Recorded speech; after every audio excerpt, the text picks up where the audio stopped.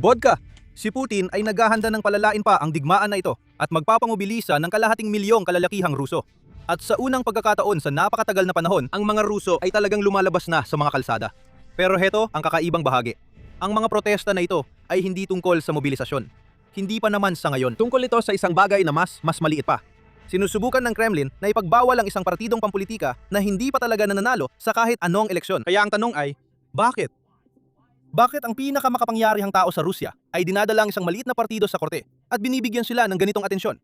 Ang sagot sa tanong na yan, ang nagpapaliwanag kung bakit may eleksyon pa rin sa Rusya pero wala talagang demokrasya. At kung hindi pa sapat yon, nagsimula nang magbayad si maliit na Vladimir ng mga bounty hunter para hulihin ang sarili niyang mga mamamayan at ipadala sila sa harapan ng labanan. At napapapol na ang mga Ruso sa paghihintay ng ilang oras para sa gasolina sa isa sa pinakamalalaking bansang gumagawa ng langis sa buong mundo. At nangyayari lahat ito bago ang isang eleksyon na talagang mahalaga kay Putin.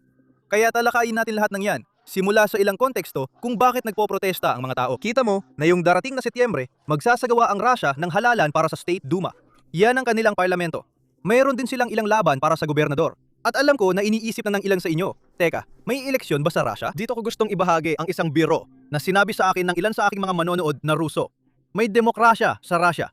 Ang problema lang, hindi alam ng mga tao na pwede silang bumuto.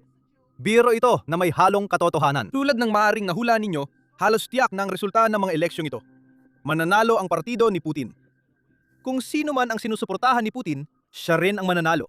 Pero heto ang mahalaga. Hindi ibig sabihin ito na walang oposisyon sa balota. May oposisyon pa rin. Ito ay tinatawag na kontroladong oposisyon. Hayaan ninyong ipaliwanag ko kung ano ang ibig kong sabihin. May mga partido sa loob ng Rusya na kunwari ay tumututol kay Putin at sa kanyang partido. Pero sa pangalan lang. Nakikipagtalo sila tungkol sa pensyon, mga kalsada o detalye ng buwis. At yun lang ang ginagawa nila. Gusto lang nilang mag-focus sa maliliit na bagay na hindi naman talaga mahalaga. Sa likod ng mga eksena, malamang ay binabayaran sila ng Kremlin para makinabang sila sa pagganap bilang oposisyon. Ang hindi nila kailanman ginagawa ay tutulan ang mga bagay na talagang mahalaga. At may pangalan talaga ito. Tinatawag itong controlled opposition. Tandaan mo ang terminong yan dahil babalik ito mamaya sa video. Ngayon, ang problema sa pagkakaroon ng controlled opposition ay paminsan-minsan may partido o kandidato na nakakalusot. Ibig sabihin, hindi talaga siya kontrolado. Siya ang totoong kandidato, isang tunay na banta kay Putin. At nakakatakot yon para sa isang diktador. Kahit pa sa isang eleksyong na pagdesisyunan na ang resulta. At lahat ng ito ay bumabalik sa partido na pinagpuprotestahan ng lahat. Ang partido ay tinatawag na Yabloko. At sana tama ang pagbigkas ko. Pero ito ay basically salitang Ruso para sa mansanas. Kaya kapag nakita mo ang mga video ng protesta, makikita mo ang mga caption ng mga tao na sumisigaw ng mansanas. Well, hindi naman talaga sila sumisigaw tungkol sa pagkain. Sinisigaw nila ang pangalan ng partido. Pero hula ko, nagkakamali ang otomatikong pagsasalin. Ngayon, ang Yabloko ang pinakamatandang liberal na partido sa loob ng Russia. At sa eleksyon ito lang ang partidong tumatakbo na may platapormang laban sa digmaan. Mayroon silang humigit kumulang 400 kandidato sa buong bansa at lahat sila ay nangangampanya sa isang pangunahing ideya na gusto nilang itigil ang pananakop sa Ukraine. Ngayon, parang maganda lahat yan. Pero heto ang kakaibang bahagi. Hindi talaga malaki ang partidong ito. Lagi kong gustong tandaan na hindi mo talaga mapagkakatiwalaan ang mga numerong galing sa Russia. Pero ayon sa mga survey sa Russia, at kung titingnan lang natin ang datos ng pagpaparehistro para sa partidong ito, ang partido ay nasa mga 2 hanggang 3% lang ng suporta. Hindi naman talaga nila matatalo ang kahit sino sa eleksyong ito. At ngayon, may isang hukom sa St. Petersburg na nagdedesisyon kung papayagan bang manatili ang partidong ito sa balota. At iyan mismo ang ipinoprotesta ng mga tao. Heto ang ulat na yon.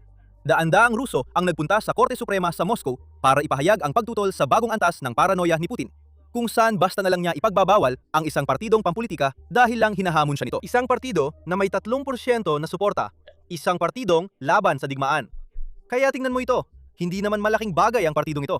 Dinala ni Putin ang partidong ito sa korte. At ngayon, lahat ay napapansin na. Ang tanong ngayon, bakit ginagawa ito ni Putin?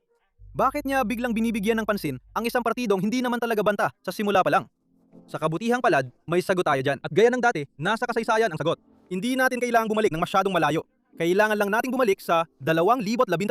At may kinalaman ito sa isang pangalan na malamang ay kilala mo. Alexei Navalny. Kita mo, noong 2012, kakabalik lang ni Putin bilang Pangulo para sa kanyang ikatlong termino. At maraming mga Ruso ang talagang galit sa kung paano niya ito ginawa at naginagawa pa niya ito. Nilalabag niya ang konstitusyon. Ngayon, ayon sa konstitusyon ng Russia noong panahong iyon, walang sinuman sa Russia ang maaring humawak ng higit sa 2 sunod-sunod na termino. Kaya pagkatapos maging Pangulo mula 2000 hanggang 2008, bumaba si Putin, na ang ibig sabihin ay naging punong ministro siya. at iniluklok niya si Medvedev bilang pangulo. Habang nangyayari ito, si Putin pa rin ang talagang nagpapatakbo ng bansa sa likod ng tabing.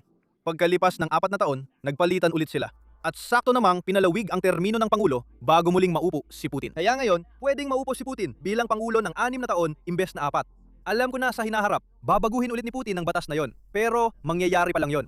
Kaya hindi pa yon mahalaga sa kwento ngayon. Sa kwento, nasa 2012 tayo nanalo si Putin sa eleksyon. Pero sa Moscow, ang kabisera ng Russia, hindi man lang siya umabot sa 50% ng suporta. Sa katunayan, isa ang Moscow sa ilang lugar sa buong bansa kung saan hindi nakuha ni Putin ang mayorya. At bukod pa dyan, nagkaroon ng malalaking protesta sa mga lungsod tulad ng Moscow at St. Petersburg, kung saan literal na naglalakad at sumisigaw ang mga tao laban kay Putin dahil ayaw nilang bumalik sa nakaraan. Ayaw nilang muling maging Soviet Union. At ito ay problema para kay Putin dahil sa Moscow nakatira ang mga elite, mga mamamahayag, pera at lahat ng ganoong bagay. At dito mismo, habang hinaharap ni Putin ang lahat ng ito, may isang batang abogado na nagsimulang sumikat online sa pamamagitan ng pagbubunyag ng korupsyon ng Kremlin. Ang pangalan ng abogadong yon ay Alexei Navalny. Naging sobrang sikat siya sa paggawa nito. Kaya makalipas lang ang 1 taon, noong 2013, nagpasya si Navalny na tumakbo bilang alkalde ng Moscow. At heto ang nakakagulat na bahagi. Pinayagan talaga siya ng Kremlin na tumakbo. Hindi talaga nila sinubukang pigilan siya o gumawa ng kahit anong ganoon. Sa ngayon, hindi pa. Ngayon, may plano si Putin dito. Tandaan, sa Russia, kontrolado ng Kremlin ang lahat. Lalo na ang daloy ng impormasyon. TV, radyo, dyaryo, lahat ng maiisip mo, pabor lahat sa Kremlin. Kaya karamihan ng tao ay hindi talaga kilala si Navalny. Alam ng mga tao online, alam ng mga kabataan. Pero ang malaking bahagi ng populasyon ng Russia ay hindi alam kung sino siya. At kung iisipin mo ito, sinabi ni Putin o inakala niya na hindi naman mananalo ang taong ito. Hindi nga siya makakagawa ng epekto sa eleksyon. Kaya hayaan na lang natin siyang tumakbo. At bukod pa dyan, ang internal na survey ng Kremlin ay nagpapakita na si Navalny ay makakakuha lang ng single-digit na porsyento ng boto. Kaya hindi siya magiging malaking bagay. Iyan mismo ang dahilan kung bakit pinayagan siyang tumakbo. Ang plano ay ipakita sa lahat ng tao sa Russia na papayagan nila ang pinakamaingay na kritiko sa bansa na mapasama sa totoong balota. At pagkatapos ay sisirain siya sa publiko sa isang eleksyon. Ang magiging resulta ay magsisilbing patunay sa publiko at sa mga elite na ang sistemang itinayo ni Putin ay matatag na matatag. Kaya wag na kayong mag-isip na subukan pa ang kahit ano. Sa kasamaang palad para kay maliit na Vladimir, hindi yon ang nangyari. Sa eleksyon, nakuha ni Navalny ang 27% ng boto, mas mataas kaysa inaasahan. Nilampasan niya ang lahat ng inaasahan ng mga tao. At ang kandidato ni Putin naman, si Sergei Sobyanin, yun ang pangalan niya, ay nakakuha ng 51%. Ngayon, dito nagiging nakakatakot ang resulta. Dahil sa ilalim ng pamahalaan ng Moscow, ayon sa konstitusyon ng Russia, kung walang makakakuha ng higit sa 50%, ang dalawang nangungunang kandidato ay maghaharap sa runoff. Nalampasan ni Sobyanin ang threshold na iyon ng 1% lang. Isa. Ngayon, isipin mo kung ano ang mangyayari kung umabot talaga sa runoff ang laban na ito. Sobyanin laban kay Navalny. Bawat isang tao na hindi bumuto kay Sobyanin sa unang eleksyon ay may isang pagpipilian na lang ngayon, si Navalny. Ngayon, hindi natin alam kung mananalo si Navalny. Pero ang eleksyon, ang runoff, ay siguradong mas dikit kaysa sa gusto ng Kremlin. Kaya naman, yan mismo ang dahilan kung bakit may natutunang isang mahalagang aral ang Kremlin mula sa 2013. At ang aral na iyon ay huwag kailanman hayaang makapasok ang isang oposisyon na kandidato sa balota kahit gaano pa kaliit ang tsansa ng kandidatong yon. At dito tayo bumabalik sa Yabloko, ang partidong pampulitika na pinag-uusapan natin kanina. Alam ni Putin na hindi siya matatalo. Hindi talaga siya matatalo. Pero ang totoong kinatatakutan niya ay baka ipakita ng bilang ng boto sa lahat kung ilang porsyento talaga ng mga Ruso ang tutol sa digmaan.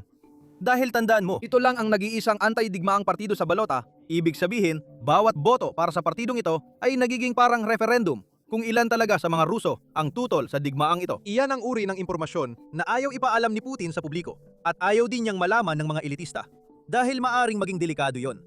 Ngayon, syempre, may pangalawang antas pa rito. Ang mga kampanya ay talagang legal na paraan ng pag-oorganisa at ang partidong ito ay may 400 na kandidato. Ibig sabihin, may 400 lokal na operasyon kung saan nagsasama-sama, nagkikita, nag-uusap at nagkokoordina ang mga kontra-digmaang Ruso.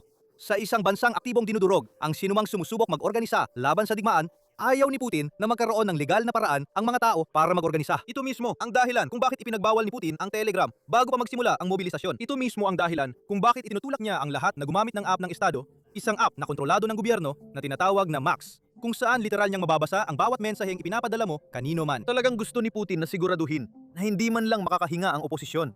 At ito mismo ang dahilan kung bakit niya isinasara ang partidong ito. Ngayon, tandaan mo yung term na nabanggit ko kanina, kontroladong oposisyon. Dito na papasok yon. Kasi kung tutuusin, hindi naman talaga si Putin ang mismong sumusubok na ipasara ang partidong ito. Isa pang oposisyon na partido ang nagsampa ng kaso laban sa partidong Yabalko na ito. Yan ang ibig kong sabihin sa kontroladong oposisyon. At kung nakita mo na rin ang ganitong kwento dati, tuwing may gustong gawin si Putin, hindi ang partido niya ang gumagawa ng maruruming gawain. Laging ibang partido ang biglang nakakaisip ng ganoong ideya. Tapos bigla na lang lahat ay sumusuporta dito. Ang partido ni Putin, ang parlamento, pati ang sistema ng korte. Gaya ng makikita ninyo, maya-maya lang. Ngayon, ayon sa kontroladong oposisyon na partidong nagsampa ng kaso, ang sinasabi nila ay, ang Yabalka, itong partidong politikal na laban sa digmaan, ay palihim na pinupundohan mula sa ibang bansa. Kaya dapat daw silang ipagbawal. At ang ebidensyang ginagamit nila para sa paratang na ito ay nakakatawa talaga. Sinasabi nila na tingnan daw ang social media ng Yabalka, o particular na ang kanilang Instagram, ang mga sumusunod sa kanila, mga likes at mga komento. At sinabi nila, lahat ng mga followers, likes at komento na ito galing daw sa labas ng Rusya. At hulaan mo, tinanggap talaga ito ng mga korte sa Rusya na talagang nakakabaliw. Dahil pwede ko namang gamitin ng bot para bigyan ng, sabihin na nating, 10,000 followers ang account ni Putin sa Instagram. At ayon sa patakarang ito, hindi na pwedeng mamuno si Putin sa Rusya, meron siyang mga taga-suporta mula sa ibang bansa. Ngayon, parang katawa-tawa lahat ito. Pero sa kasamaang palad, gumana ito. Tingnan mo, nagpasya ang Korte Suprema ng Rusya na ipagbawal lang ang tanging partidong pro-kapayapaan sa halalan sa parlamento. Ganyan ang demokrasya sa Rusya, kung saan pati ang mga korte ay hindi talaga malaya. Nakikinig lang sila sa gusto ni Putin at ayon doon sila nagdedesisyon. Pero buti na lang, ganito ang sitwasyon. Sana hindi pa huli ang lahat dahil may mga Ruso pa rin na talagang hindi masaya sa digmaan at hindi masaya kay Putin. At sinasabi nila ito ng malakas. Pakinggan mo ang Rusong aktor na ito na diretsahang sinasabi kay Putin kung ano talaga ang mangyayari sa kanya. Hindi ka matutulungan ng mga drone ng Iran. Hindi ka matutulungan ng mga kaliber at grad. Maubos din ang mga bala mo. Maapakan ka. Matutuwa ako. Ngayon, tandaan mo kung paano nagsimula ang video na ito. Si Putin ay naghahanda na magmobilisa ng kalahating milyong tao. Mukhang nagsimula na ang prosesong yon at nagiging marahas na. Ang mga recruiter ng hukbong Ruso ay gumagamit na ng mas mapilit na mga taktika, kabilang ang pagdukot ng mga lalaki sa kalsada at panlililang sa mga estudyante para pumirma habang nahihirapan na ang Moscow sa dami ng tao sa Ukraine. Ngayon, hindi pa ito kasing lawak ng posibleng gawin ni Putin pagkatapos ng eleksyon, pero nakikita na natin ang mga palatandaan nito sa mga malalayong reyon ng Rusya. Eto, may video tayo ng isang pamilya na sinusubukang pigilan ang mga recruiter ng Ruso na parang kinikikidnap ang kanilang anak. Panurin ninyo. Hindi ba dapat? Hindi! Putin! Kinuha na. Ibig ko sabihin gusto mo, gawin mo na, kailangan mo bang magbigay ng agenda dahil hindi mo ako gusto?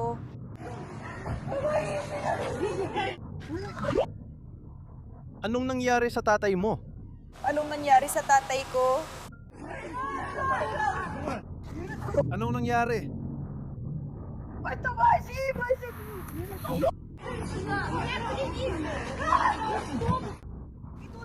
At bukod pa dyan, narito ang bounty program na binanggit ko sa simula ng video.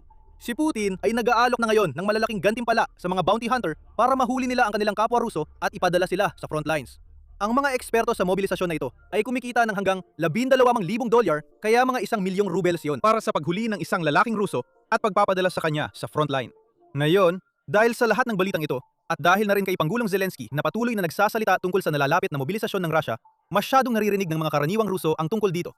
At sila mismo ay pinag-uusapan na ito. At iyan ang isang bagay na hindi kayang tiisin ng media ng Kremlin hal nagdudulot ito ng mga problemang matagal na haharapin ni Putin. Kaya tingnan ninyo ang clip na ito mula sa media ng Russia at ipapaliwanag ko kung bakit desperado silang pakalmahin ang lahat. Mga tsismis na magkakaroon ng mobilisasyon. Ito ay disinformasyon ng kalaban na sabik na kinuha at ikinalat sa ating social media. At wala man lang tumitigil para mag-isip kahit saglit. Pakiusap, sabihin mo sa akin, ano ba talaga ang ibig sabihin ng mobilisasyon?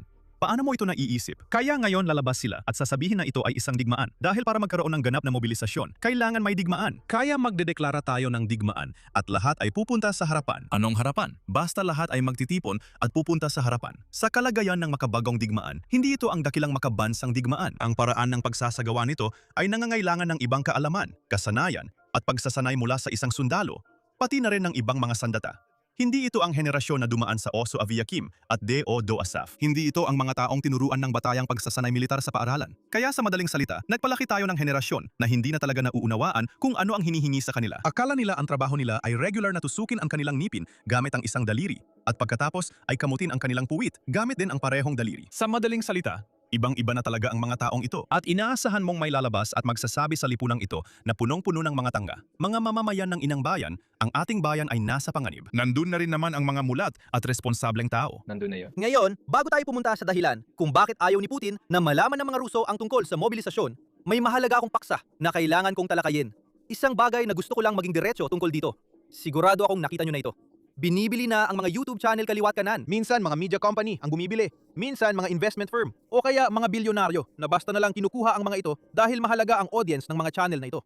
Pero tuwing nangyayari ito, alam nyo na siguro ang kasunod. Nagbabago na ng kaunti ang mga ina-upload at hindi na pareho ang kalidad.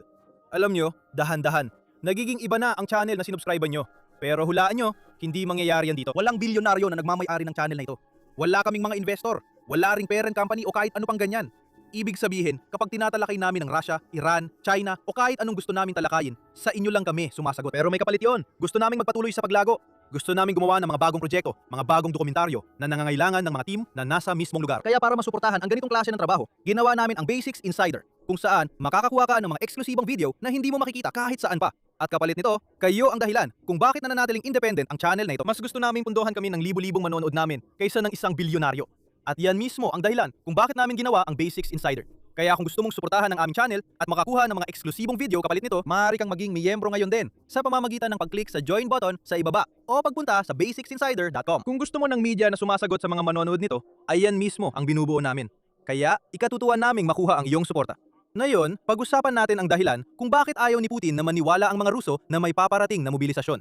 Alam mo, kung maniniwala ang mga Ruso na may draft na paparating, kikilos sila, maghahanda sila ng maaga, o baka yung iba sa kanila ay umalis na lang ng bansa. At ayaw ni Putin na gawin yon ng mga Ruso. Dahil kung mangyari yon, bago siya magmobilisa, liliit ang kanyang recruitment pool na maaring maging problema. Pero hindi ito magiging malaking problema.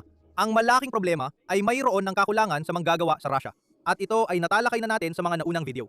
Ang unemployment rate ng Russia ay nasa 2% na parang maganda pakinggan dahil napakababa. Pero sa totoo lang, hindi ito maganda. Ang sobrang baba ng unemployment rate ay nagpapahiwatig ng kakulangan sa manggagawa. At wala na talagang tao na pwedeng kunin para magtrabaho. Kaya mababa ang rate. Ngayon, alam na natin kung paano ito nangyari. Nang sinimulan ni Putin ang digmaan na ito, maraming Ruso ang umalis. Pagkatapos, nagpadala pa siya ng mas maraming Ruso sa mga frontline. At bukod pa doon, noong inanunsyo niya ang partial mobilization noong Oktubre ng 2022, halos 1 milyong Ruso ang tumakas palabas ng bansa dahil ayaw nilang madraft. Ang pag-alis na yon ang nagdulot ng kakulangan na hanggang ngayon ay pinoproblema pa rin ng Russia. Kaya, kung maraming tao ulit ang umalis at magmobilisa si Putin, gumagawa siya ng problema na babayaran ng Russia ng napakatagal na panahon. Maaring tuluyang bumagsak ang kanilang ekonomiya. Sa huling video, pinag-usapan natin kung paano ito ay isang bagay na mismong kasalukuyang alkalde ng Moscow ang hayagang pinag-uusapan. Ngayon, may bago tayong ebidensya kung gaano nakalala ang kakulangan sa manggagawa. Dahil hulaan mo kung sino ang nagsisimula nang dumating sa Russia, mga manggagawang North Korean. Tingnan mo itong ulat na ito. Dito, may video tayong ebidensya ng mga babaeng brigada mula North Korea na ipinapadala sa Russia sa pamamagitan ng mga outsourcing na kumpanya. Ang mga manggagawa ay inilalagay sa mga assembly line sa mga kusina kung saan man sila kailangan. At ang iniaalok na sahod ay nagsisimula sa 480 rubles kada oras.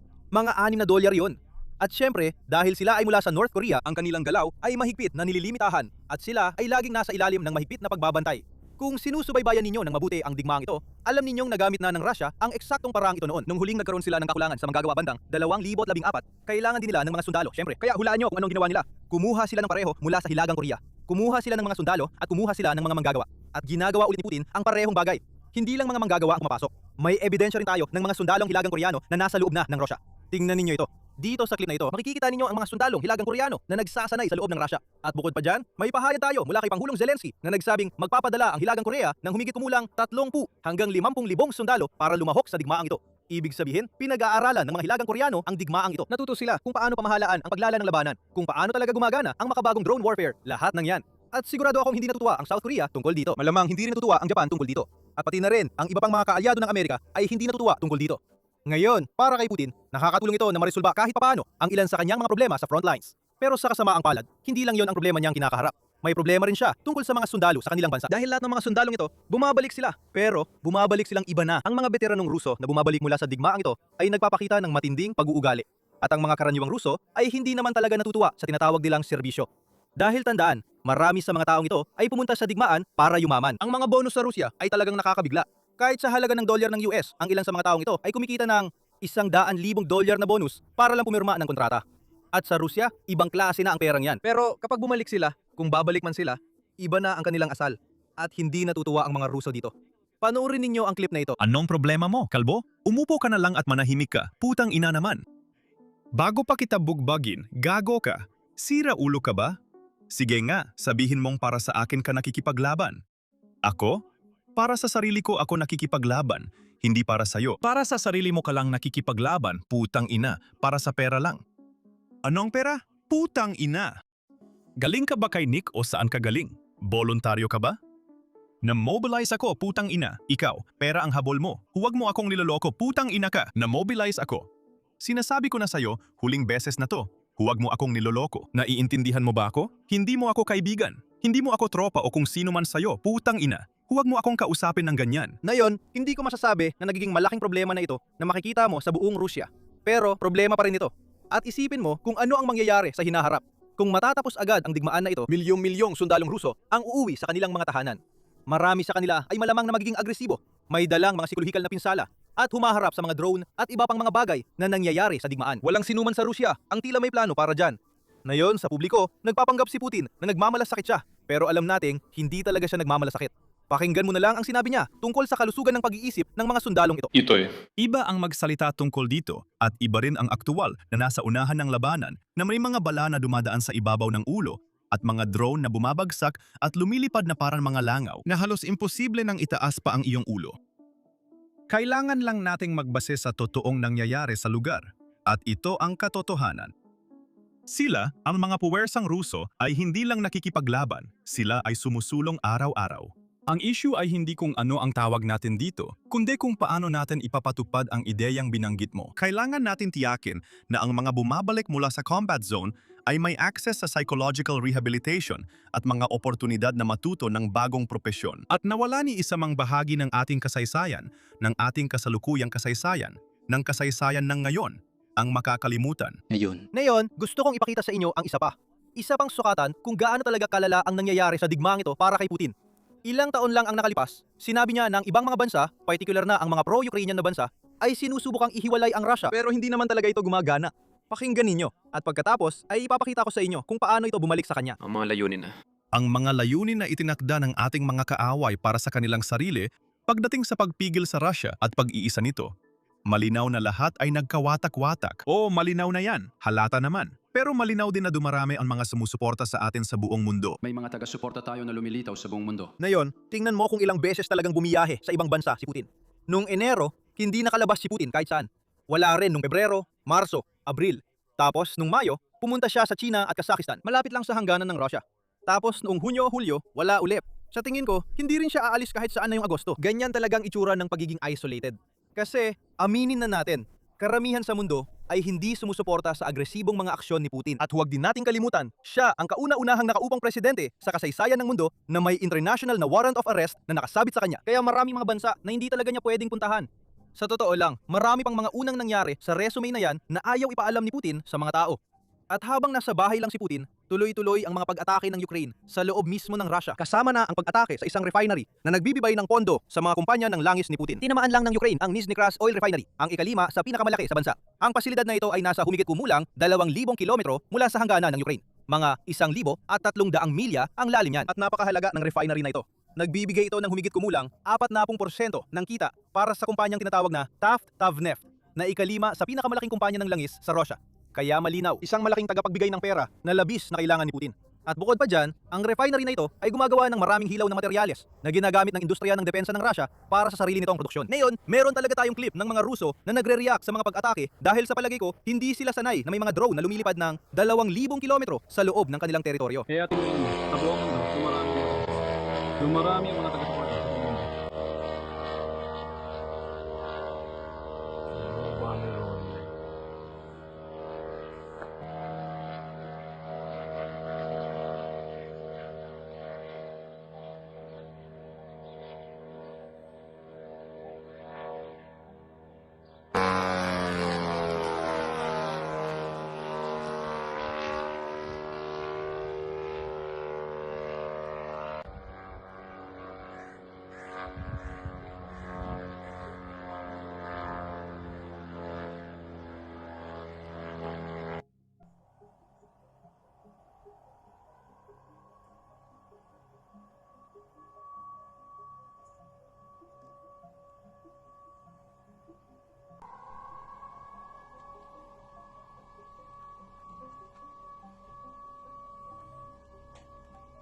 Sige, gawin na natin.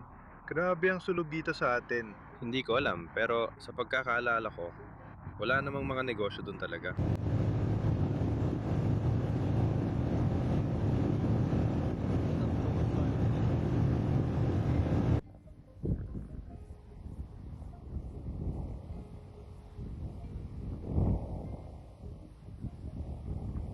Ngayon, mag-zoom out muna tayo at tingnan ang kabuuang pinsalang na gawa ng Ukraine nitong mga nakaraang buwan. Ayon sa isang bagong ulat, mula Abril, ang mga pag-atake ng Ukraine sa mga oil refinery ay nagdulot ng halos 1.2 trilyong rubles na pinsala sa Russia. Yan ay humigit kumulang 14 na bilyong dolyar.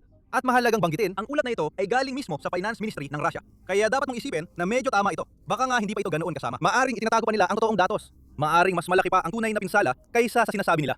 Noong Hulyo lang, naglipat ang Russian Treasury ng humigit kumulang 2 bilyong dolyar sa mga kumpanya ng langis dahil sa mekanismo at reverse taxes na meron sila. Kailangan pa nilang gumastos ng karagdagang 4 bilyong dolyar noong Hulyo at isa pang 4 bilyong noong 4 bilyong. At syempre, isa pang 4 bago pa yon. Sa kabuuan, mula Abril hanggang Hulyo, nakatanggap ang mga kumpanya ng langis sa Russia ng 1.2 trilyong rubles mula sa federal na budget, halagang halos katumbas ng taunang budget ng rehiyon ng Moscow. Ayon sa mga analyst, ang mga bayad na ito ay konektado sa mga aberya sa sektor ng pagpipino ng langis sa Russia. Noong Hulyo, hindi bababa sa 18 refinery ang tinamaan ng drone strikes at 8 sa mga ito ang napilitang itigil ang produksyon. Sa 12 ng refinery na tinamaan, hindi bababa sa 7 ang nanatiling hindi gumagana. Hanggang sa huling bahagi ng Hulyo, habang ang isa pang 11 ay muling nag-operate ngunit limitado lamang ang kapasidad. Mula 30 hanggang 70%. Ngayon, maraming numero ang nagpapakita na nahihirapan ang mga refinery ng Russia. Maaring hindi sila gumagana matapos ang drone strike o kahit na gumagana sila, hindi ito sa buong kapasidad. At nagdudulot ito ng matinding abala sa mga Ruso na gustong magpagasolina dahil kailangan pa nilang pumila ng ilang oras bago sila makapaglagay ng gasolina sa kanilang sasakyan. At tandaan, nangyayari ito bago ang eleksyon na gaganapin sa Setyembre. Ngayon, hindi ko sinasabi na matatalo ni Putin ang eleksyon na ito. Pero hindi ibig sabihin na hindi siya pwedeng mabigla dito. Kaya sana, magkaroon ng kahit anong uri ng gulat na kailangang harapin ng Kremlin. Pero sa ngayon, tingnan natin kung paano tumutugon ang mga Ruso sa kakulangan ng gasolina. Kaya G, pag-uusapan ba natin na halos alauna na ng madaling araw at nandito ako, pati na rin ang iba pang tao na nakapila sa gasolinahan? Dumating ako dito alas 11 ng gabi. At ayun, tumigil na ang lahat.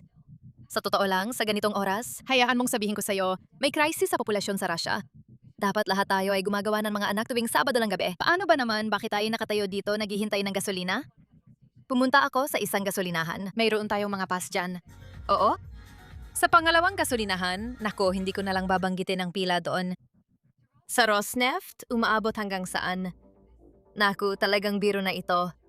At siyempre, meron din tayong mga pahayagang Ruso at media ng Russia na nagbabalita tungkol dito at pinag-uusapan kung anong mga solusyon ang meron sila. Isa sa mga solusyon ay gawing mas mababa ang kalidad ng gasolina. Kaya hula ko, hinahaluan nila ito ng kung ano. Siguro hindi tubig. Hindi ko talaga alam. Pero kung ano man ang hinahalo nila, nagdudulot ito ng malaking problema sa mga sasakyan sa Russia. Tingnan mo itong ulat na ito. Ngayong taginit, ang mga pag-atake ng drone ng Ukraine sa mga oil refinery ng Russia ay nagdulot ng kakulangan sa gasolina sa maraming bahagi ng Russia. Itinatampok ng front page ng Moskovsky Komsomolets ngayong umaga ang isa sa mga naging bunga nito. Pinapayagan na ngayon ang mga gasolinahan sa Russia na magbenta ng gasolina na may luma ng emission standards. Tinawag ito ng diaryo na anti-crisis na gasolina. Kasama dyan ang Euro 2 na gasolina na ipinagbawal sa Russia noong 2013 at naglalaman ng 50 beses na mas maraming asupre kaysa sa makabagong gasolina. Itinatampok din ng pahayagang Ruso na Rossiyskaya Gazeta ang balitang ito. Pinayagan ng gobyerno ang produksyon at pagbebenta ng gasolina na may mas mababang emission standards. Iyan ay Euro 2, Euro 3 at Euro 4 hanggang ika-1 ng Hulyo 2027. Tinawag ito ng Ministry of Energy bilang isang anti-crisis na hakbang at binanggit na makakaiwas ito sa kakulangan ng gasolina sa panahon ng pagbabago ng mga logistics chain at technological na mga restriksyon. Tulad ng nakikita ninyo, wala silang binanggit dito tungkol sa mga pag-atake ng drone na naging sanhi nito. Tinitiyak ng pahayagan ng gobyerno sa mga mambabasa na wala silang dapat ipag-alala. Basta't wala kang bagong kotse. Para sa mga lumang sasakyan, hindi ito dapat maging problema. Marami sa mga ito ay ginawa para gumamit ng gasolina na may mas mababang emission standards. Para sa mga modernong kotse, mas mataas ang panganib. Ang regular na paggamit ng mas mababang klase ng gasolina ay maaaring magdulot ng dagdag na pressure sa fuel injector, spark plugs, oxygen sensors, catalytic converter at soot filter. Malamang na hindi agad-agad ang epekto, kundi dahan-dahan. Hindi sisirain ng Euro 2 ang gumaganang makina pagkatapos ng isang beses na paglalagay, pero malaki ang ibinababa nito sa margin ng kaligtasan. Sa totoo lang, ayon sa ulat, ang karaniwang edad ng sasakyan sa mga kalsada ng Russia ay 15 taon at kalahati. Tungkol pa rin sa gasolina, ngayon naman para sa mga eroplano. At iniulat ng Izvestia na upang mapataas ang produksyon ng jet fuel sa Russia, iminungkahi na baguhin ang mga technical na kinakailangan para sa kalidad.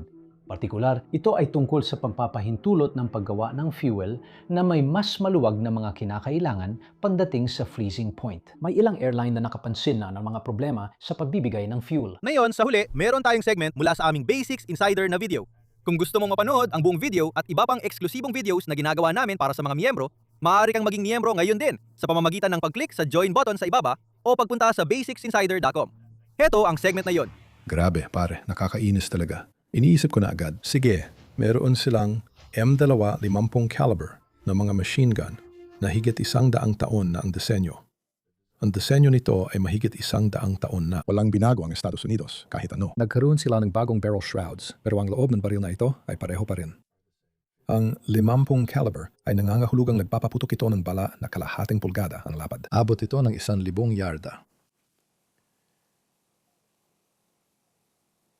At hindi ko alam kung ano ang ilalagay ng mga ito. Pero kung meron kang 250 caliber na machine gun, kaya mong gibain ang isang gusali. Kaya nakikita mo lahat ng usok na umaakyat dito. Galing yan sa mga pader na winawasak ng mga bala na malamang ay tatagos sa magkabilang panig ng bahay. Sige, ulitin ko. Ito ay putok ng 50 kalibre.